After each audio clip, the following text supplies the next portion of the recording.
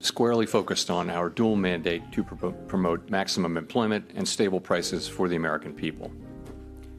The economy has made considerable progress toward our dual mandate objectives.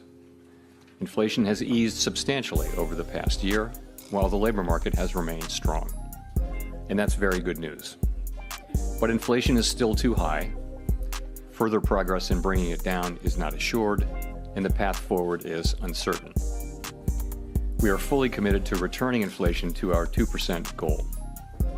Restoring price stability is essential to achieve a sustainably strong labor market that benefits all. Hey, breathing again. Some gon' leave like trees in the wind. Well, y'all gon' see like B to begin. That BC days, y'all free to pretend. Hey, cap on the internet, rap, we ain't into that. Fact, I'ma interject crazy. Hey, whack, I'ma intercept that with the intellect. Chat, better give me that gravy. Hey, that mean chicken. Gotta blow that, get it back, never know the cause. Yeah, get the black, and a few stacks, never go back. You know it's dog. Hey, I don't got a cross for the end. Hey, I see Job in the all white.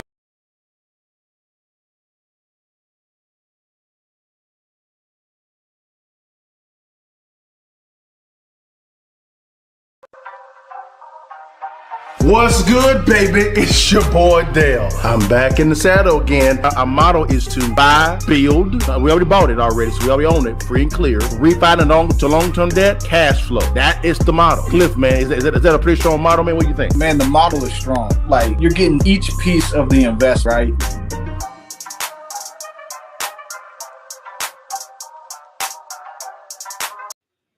What it do, baby? It's your boy Dale and Cliff back in the saddle again for another Real Estate Live Friday trending on Friday, man. Man, if you could, guys, man, share, subscribe to the channel if you're getting value, man, because, you know, we always talk about getting the bag. Cliff, what's going on, baby? How you doing, big time? What's going on, baby? Man, doing good. Had a good week, man. So, man, just like I said, blessed, man. So, how was your week? Yeah, it was, man, I ain't gonna lie to you, man. It was a little tough, man. It was a little tough. Man, I mean, I think you said the best today. You said, Donald Trump said in the past, he said, if you have a business, you don't have problems, you don't have a business. Right. And so dealing with a lot of issues, people not doing what they're supposed to be doing, Cliff, man, it's kind of frustrating, bro. But we got the bag. Did you get the bag, big dog? Oh, man, got the bag.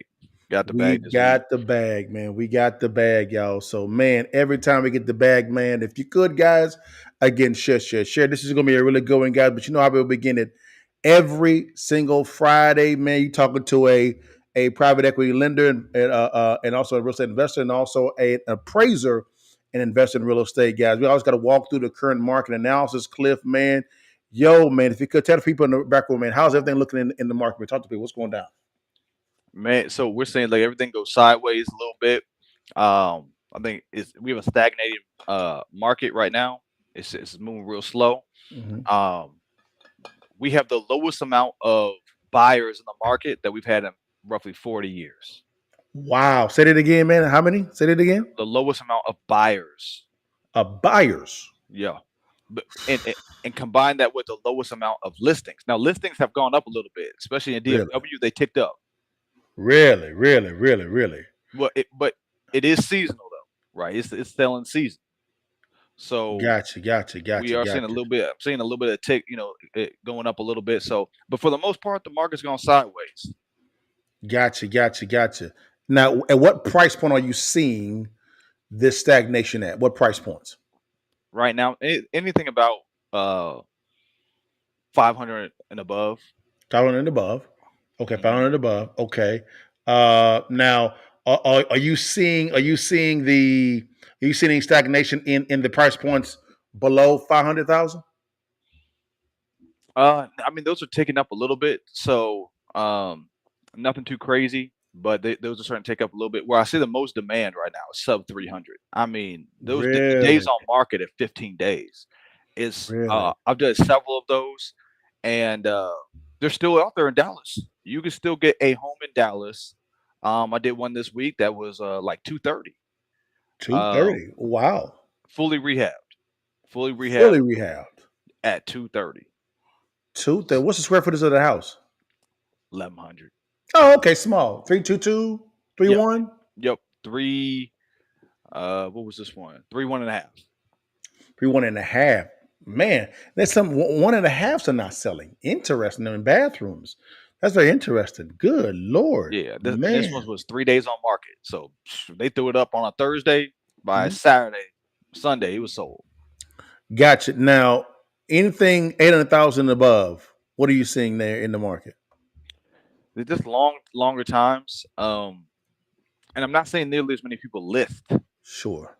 They're not listing those higher priced homes. Mm. Not moving as much. The most recent one I've done was did a multi-million-dollar house near Prosper, Okay. and that they were trying to sell new construction. I'm talking about $1-2 million homes, and they're doing new Really? construction, and they weren't moving. 170 Interesting. days on market. Wow. New construction. New construction. They could not Ooh. move them at that high price point. And they were in the middle of 4 or 5 of those right now. How many days on the market did you see? How many days on the market? 170. Damn, that's a long time, Cliff. No, they're not. They're not. Any offers? Any offers at all? No, it was still active. There were several. There were several in the area. And Several? yeah, and the house that I was appraising was across the street from a listing, and they had just bought their house 3 years ago, or like roughly 3 to 4 years ago, and the same price that they had bought it for was what the properties now, the new construction ones, were listing. Their Jeez, value has that's not gone crazy. up in 3 to 4 years, even on high income. So it didn't hit them as hard. I mean, the inflation hasn't hit Jeez. the luxury as hard. That's crazy, man. That is whoo. So basically, it's safe to say that because I've seen some reports, man, to where people are saying that we're in stagflation when it comes to real estate, and even in a depression when it comes to real estate. Are you seeing the same thing? It's a depression. It's a depression. Depression. By far, Wow. by far. When you look at Wow. commercial and you look at you just look at mortgage applications, Yeah. 30-year low. Yeah. Purchases, 30-year low. Um, realtors, this is one of the highest. I think this year might be the highest amount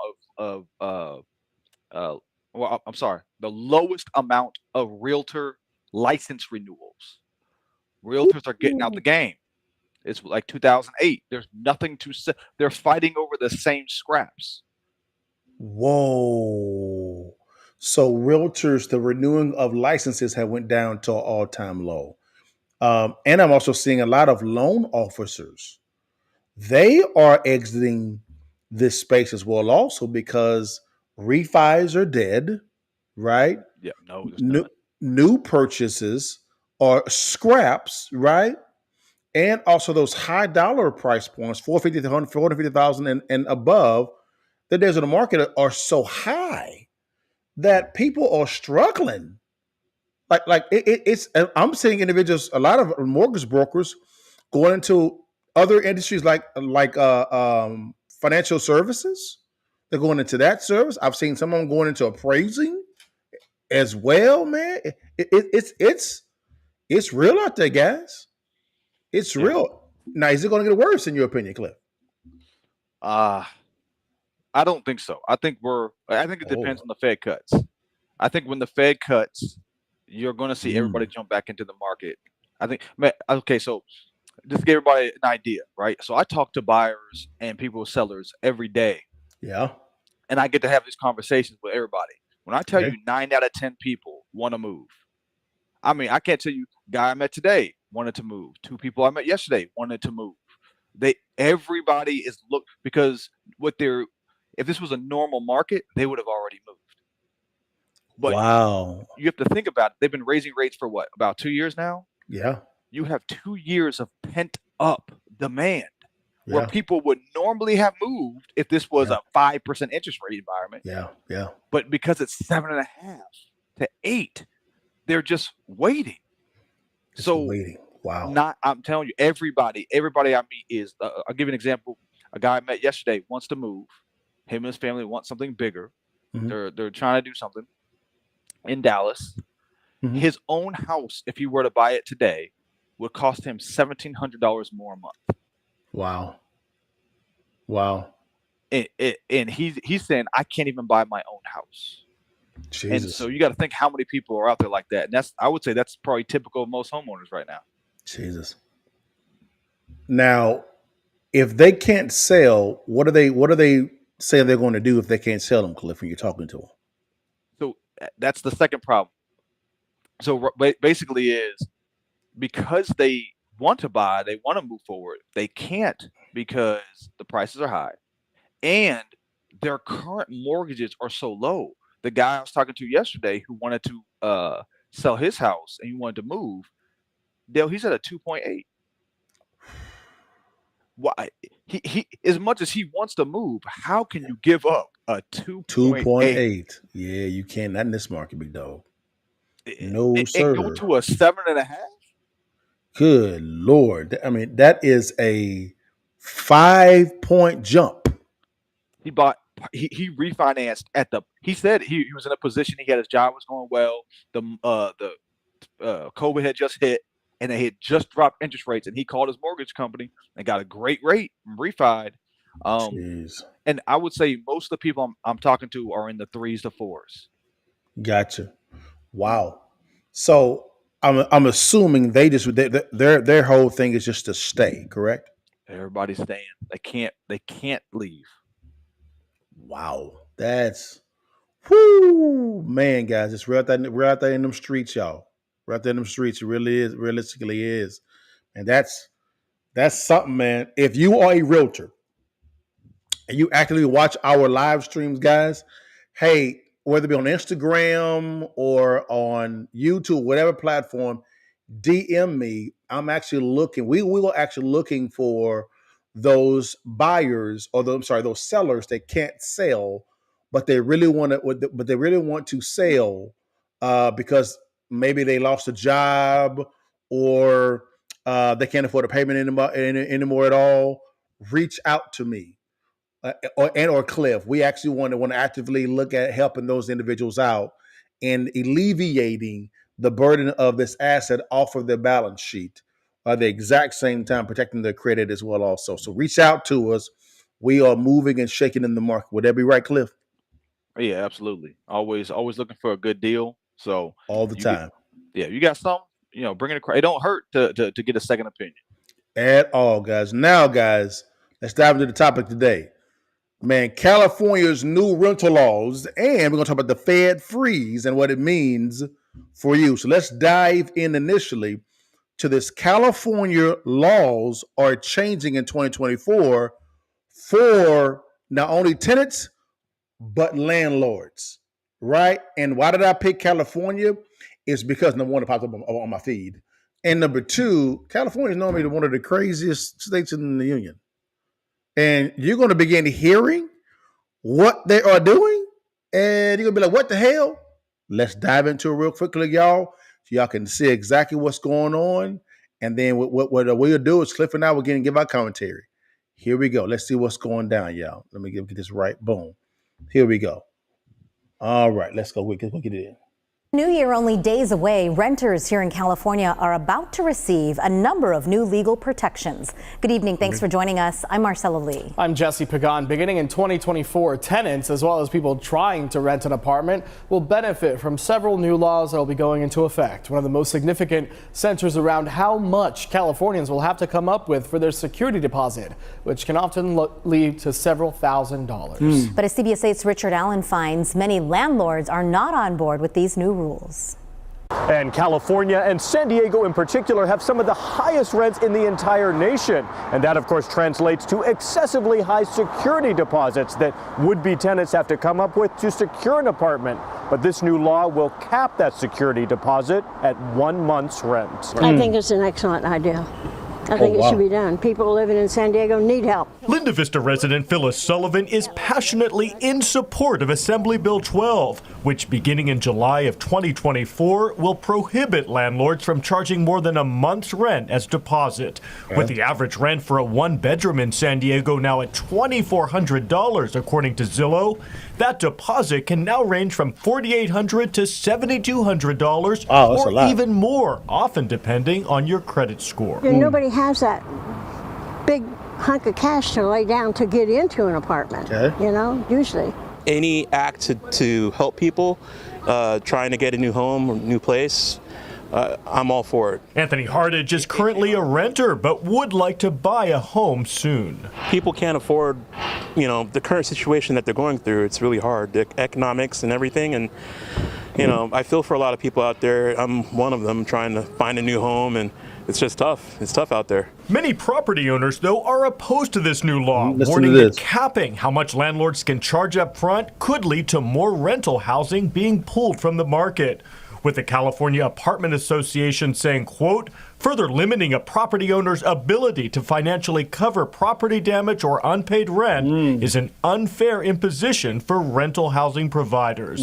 This isn't the only new law coming on board to help renters. Starting in 2024, landlords won't be able to evict tenants based on calls to law enforcement or suspected criminal activity. What?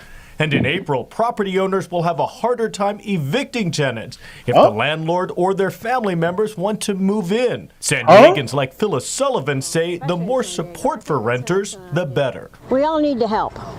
We need to help. And for more information on these new laws, So, Cliff, it is evident to see that that is more of a bent toward people that are more for the help, correct? Would that be safe to say?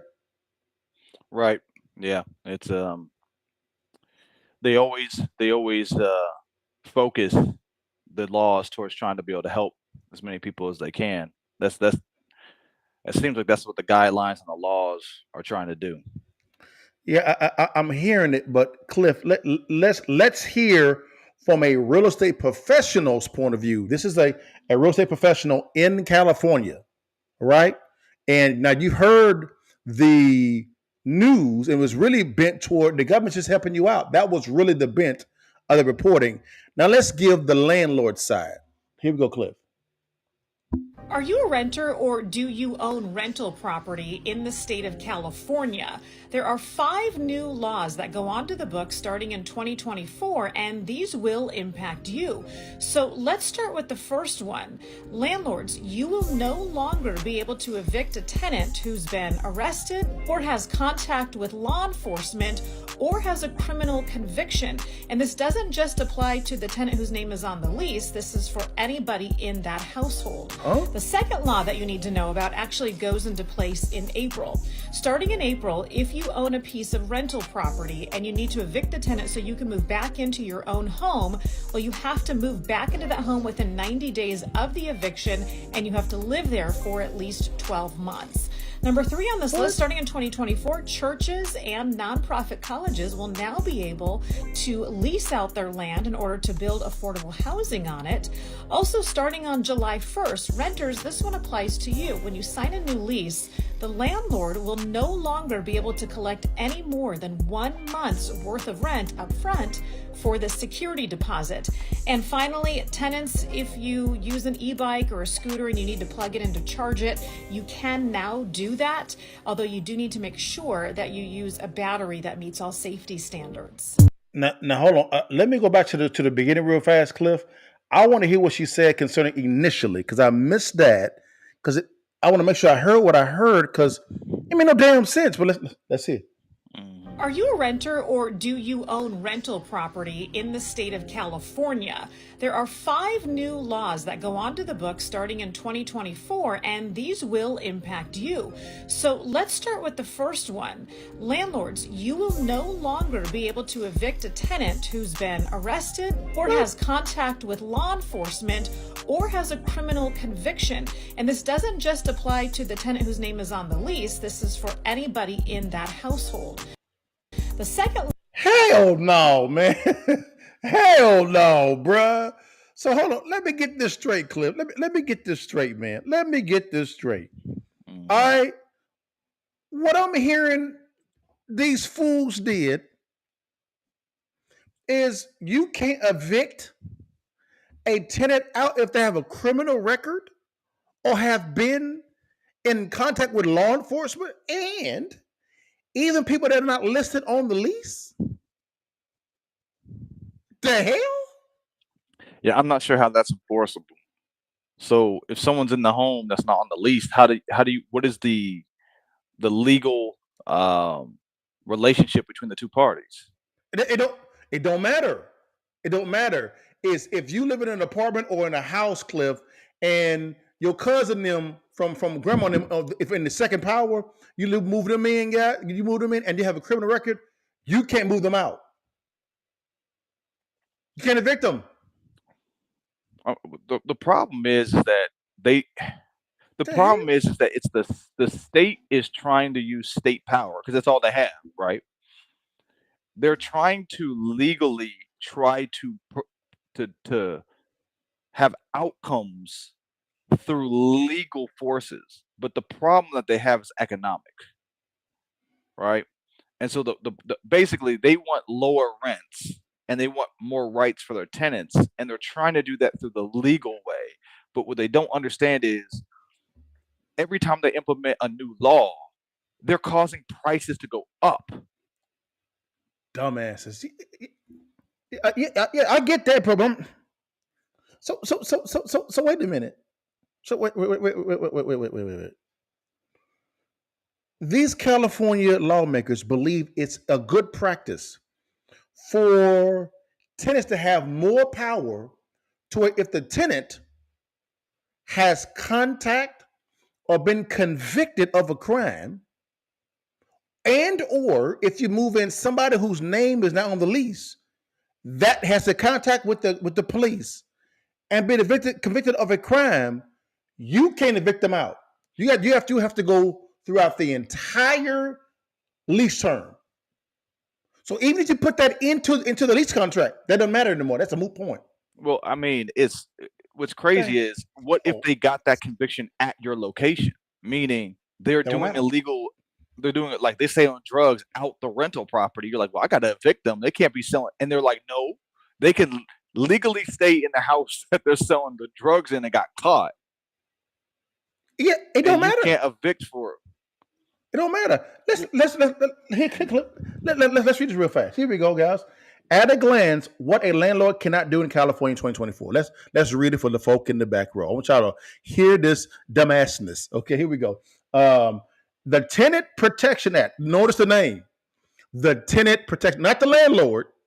The Tenant Protection Act caps rent increases. So now they get to control how much the landlord gets to charge at least. Damn the comps. Damn that shit. They're gonna tell you how much you can do. Here we go. For most residential tenants in California, landlords can't raise rents more than 10% total or 5% of CPI increase, whichever is lower over the 12-month period. The hell out of here. It's this. No fault evictions are prohibited. So landlords can't evict a tenant without cause. Oh, hold on, because we just heard a cause being convicted of a crime. Okay? If the landlord ends a tenancy agreement to move back into the home, it can't be put on the rental market for 12 months. I agree with that. Okay, because what you're doing is you are moving back into the home. So, but I don't agree with you controlling when I can actually put it back on the market. Like, huh? Landlords in California can't charge more than 1 month's rent for security deposit. Okay, but typically when you move in, you pay first month and then last month and the security deposit. Am I right, Cliff? Right.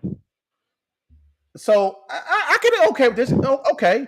On vacating, you can't hold a security deposit for more than 21 days or deduct any cost of wear. Huh? What? So on vacating, you can't hold a security deposit for more than 21 days or deduct any cost for wear and tear. So who the hell gonna pay for the wear and tear? Well, I mean, just think about it, Dale. We reading through these laws, and here's the thing: what would you if you had a rental in California? You had to rent it. You got a property, you got to rent it. what are you doing to offset all this stuff that they're trying to do? What would you do? How would you offset all these problems? Of course. What you mean? I don't know. Are you talking about post eviction? No, I'm saying they're trying to implement all these laws. You can't evict for this. You can't evict for that. You can't charge them if they damage the property. To me, what that means is, okay, the only way to offset those is I have to charge more rent. I have to charge. You can't at the same time tell me that you're trying to keep the rent low while saying, but it's on me to handle all these problems that the tenant is no longer responsible for. That means my costs go up. My business can't operate. So I have to charge more rent. There's a reason why California has the highest rents. It's because in order to operate, I have to charge more to operate. Yeah. Cliff, hold on a second. We got to invoke in some famous people to for us to really understand. People understand in the audience how we feel about this, guys. Here's what we think about these first three laws, guys. Here we go. Brother, what's that? What's that, brother? Come on, bro. Come on, bro. Come on, man. Let's keep going, Cliff. It says, an itemized list of deductions must be supported by receipts or evidence of costs for repairs and cleaning. So what you're saying is, you're saying that because that conflicts, because you're saying that on vacating, you can't hold a security deposit for more than 21 days or deduct any cost for wear and tear. So who paying for it? Right. The landlord.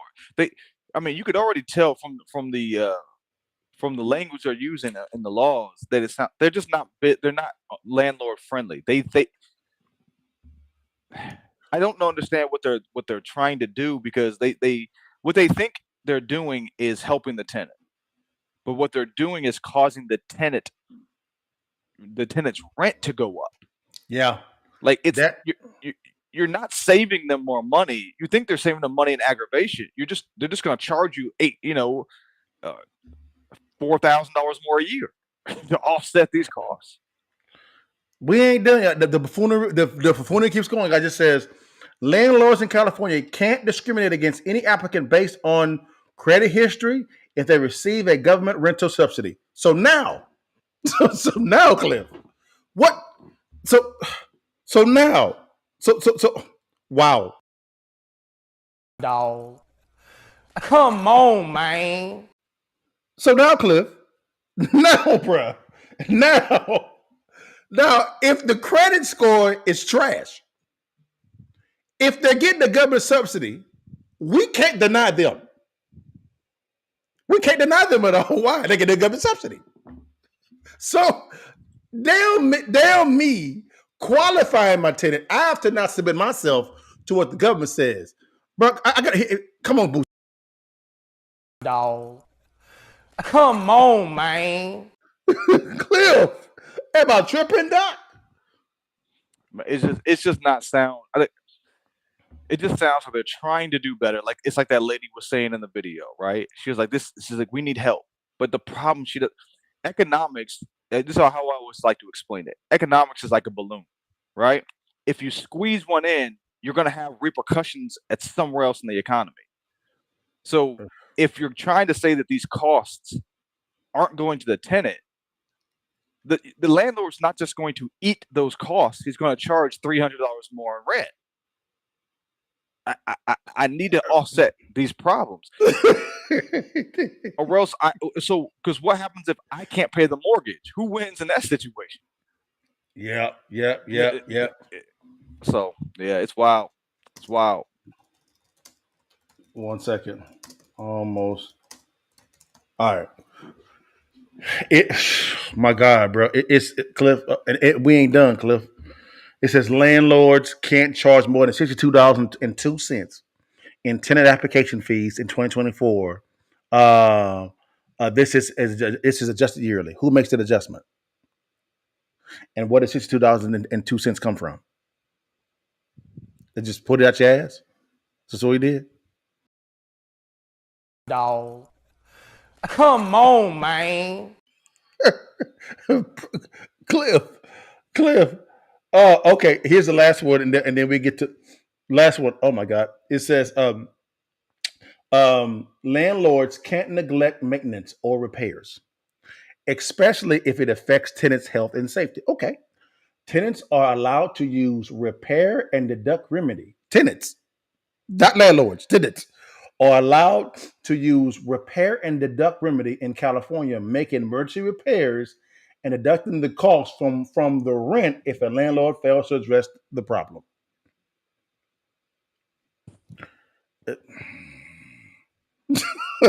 I see so many problems with this, Cliff. Yeah, it's not gonna work. Oh my God. It's not gonna work. Yeah. It's oh my God. It's California for you. If you are a real estate investor in California, get out. It's time to go. It's time to go. Yeah, it's not going in the right direction. They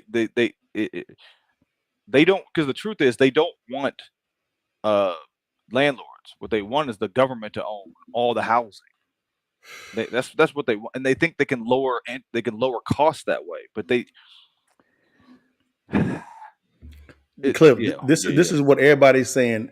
All not the real estate investors, the ones that are wise, they're saying this now as they exit California. Here we go. Bad. Yeah. They leave it. They out. This is so bad, y'all. Go. It's time to go. It's time to go.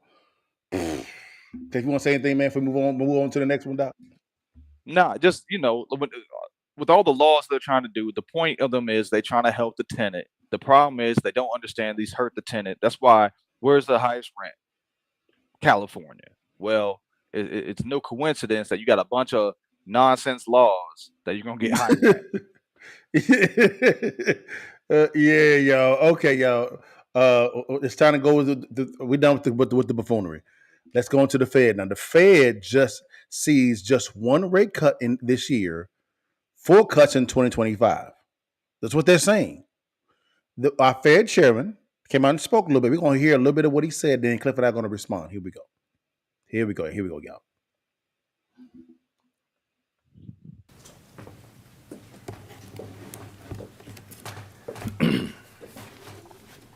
Good afternoon. My colleagues and I remain squarely focused on achieving our dual mandate goals of maximum employment and stable prices for the benefit of the American people. Our economy has made considerable progress toward both goals over the past 2 years. The labor market has come into better balance with continued strong job gains and a low unemployment rate. Inflation has eased substantially from a peak of 7% to 2.7%, but is still too high. Okay. We are strongly committed to returning inflation to our 2% goal in support of a strong economy that benefits everyone. Today, the FOMC decided to leave our policy interest rate unchanged and to continue to reduce our securities holdings. Okay, reduce. We are maintaining our restrictive stance of monetary policy in order to keep demand in line with supply and reduce inflationary pressures. Okay. I'll have more to say about monetary policy after briefly reviewing economic developments. So Cliff, now we're hearing our Fed chairman say this information now. What's your responses to what he's saying? To me, it seems like status quo. They hold, because to me, man, he's gun shy. That's what I think. I think he's gun shy. I think he made a mistake and he used the word transitory. Yes, and that got him stuck, because now he wants to see. I want to see the inflation rate hit 2%. I want to see that mug hit 2%. And he's probably gonna be late. He's gonna be going late to the party. Yeah. We're gonna have more pain for a little while longer. Yes, we are, y'all. Again, Doc, I gotta say this, man. Again, to all this PR stuff, man. Brother, what's that? What's that, brother? Man, we gotta say it, brother. It's just not.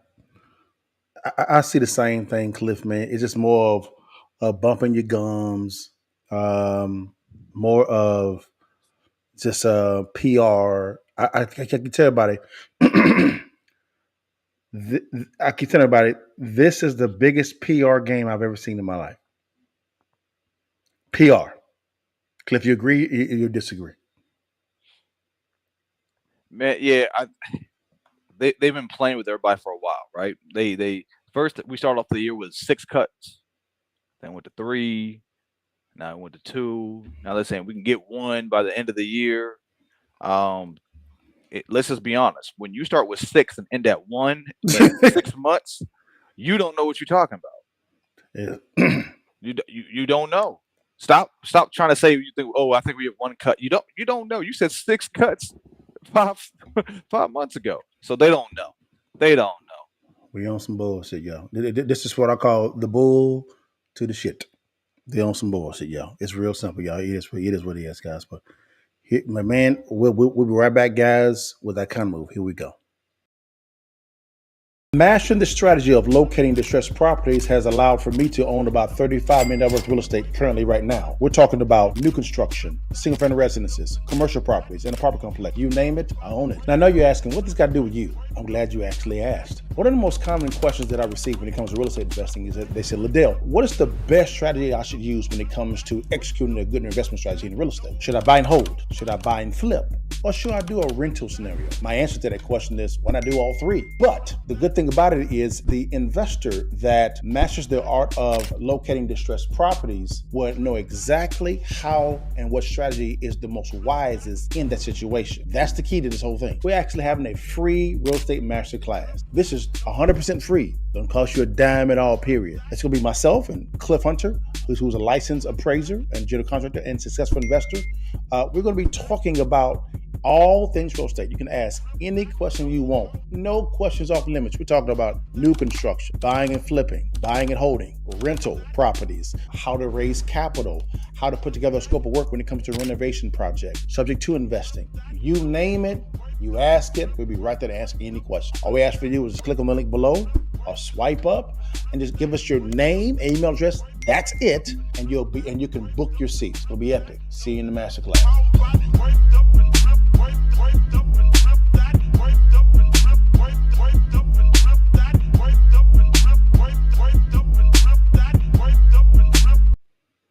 All right, guys, we're going to jump right into the real estate economy real fast. Cliff, and what you heard concerning the changing of the laws in California, as well as the Fed themselves. I'll go first concerning what are your thoughts concerning that, and what can we do as a counter move? I'll go first. What I would say is this here concerning California: get out. Your real estate investor, get out. I don't invest in any. I don't invest in California, Illinois, or New York. Don't invest in it. Nope. Because of this is the reason why. Overregulated. The government is not being a referee. They are an active player in the game. When that actually happens, the economy in that state goes to shit. All right. Number 2, concerning the Fed. If you're a real estate investor, I would not be really concerned about the interest rates. Get used to paying a higher interest rate. Get used to that. Become a better negotiator so that you get the property for a lower price point, right? Then you can properly position the property right from a price point standpoint, right? So you can prescribe the right exit strategy for your target audience. That would be my kind of move to this whole thing. Cliff, you agree, Cliff? You disagree? Yeah, no, I agree. Yeah, California, I wouldn't touch it. I mean, it doesn't make sense. It's just you just don't know. They're passing new laws it seems like every 6 months you got a new law. So it's crazy to just try to keep up with it. You know what I mean? It's tough. So I'm not going to California. I'm not trying to touch it. Yeah, I'm good. Them or New York, Illinois. You said too. Nah, I'm good.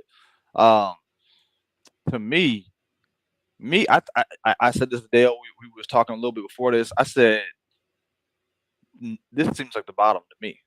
It seems like the bottom. It seems like a good opportunity to buy. I've been saying that. I've been saying that for going on almost a year now. I've been saying, hey, we're sliding into the bottom of the market. where you can start buying. If y'all would have listened to me in the stock market about a year ago, I said to buy. You'll be up about 20% by now. Remember, this is not stock advice. It's not real estate advice. We're just giving our opinion. So just to let Correct. y'all know out there, you get financial analysis Correct. from one of Correct. your people. So and also do with the taxes, make sure you're getting legal tax advice as well. But what I would say is now is a good time to buy. Now is a good time to get into the market. And man, you can get some good deals, like we said, because there's no demand. Yeah. A Yeah. lot of buyers out there. So if you're picking in niches, and that's what I was always say too, find where you fit in, where you get in, right? Yeah. Find you a niche and dominate. Yeah. The key thing is finding you a niche. Mm-hmm. Find a niche. This is the reason why, guys. It's one of the questions that Cliff and I normally get a lot of the times, guys. Is this here? Is, hey, LaDale, can you and Cliff train us on how to really be successful in real estate? Well, we can, but we have to be a little bit more strategic, right? That's why we have two different QR codes there. Cliff and I are extremely busy. And that's a good thing, but also it makes our time limited because we're married, we got kids, talking about, and we're running enterprise businesses. And the key word is businesses. So what we thought would be wise for us to do is to have a kind of an online masterclass. We did kind of look at it, and it was a live masterclass that we actually did, right? It's pre-recorded, but it walks you through how to find distressed properties.